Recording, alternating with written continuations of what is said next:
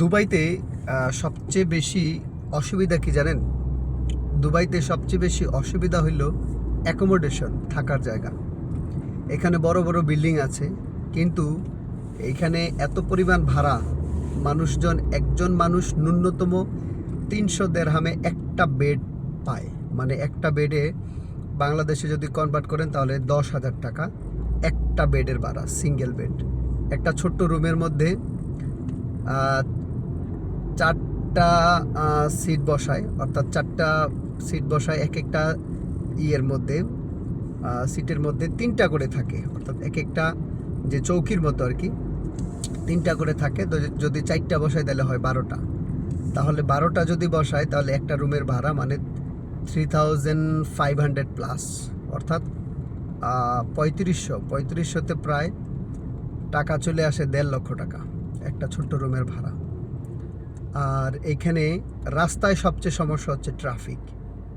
থাকার সমস্যা হইলো রুম নিয়ে, আর গাড়িতে সমস্যা হচ্ছে সকাল টাইম এবং বিকাল টাইম এত পরিমাণ ট্রাফিক থাকে, এটা বলার মানে ভাষা রাখে না।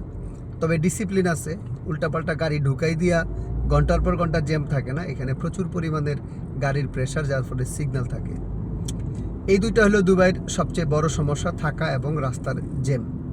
আর যদি বলেন দুবাইতে সবচেয়ে সুবিধা কি, দুবাইতে একেবারে সবচেয়ে সুবিধা হইল চোখ বন্ধ করে আপনার এখানে আপনি রাত 1টা 2টা 3টা যে কোনো জায়গায়, অর্থাৎ চোখ বন্ধ করে বলতে আমি এটা বুঝাচ্ছি নিরাপত্তা।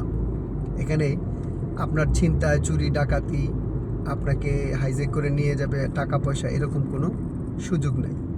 এটা হচ্ছে দুবাইয়ের সবচেয়ে বড় অপরচুনিটি।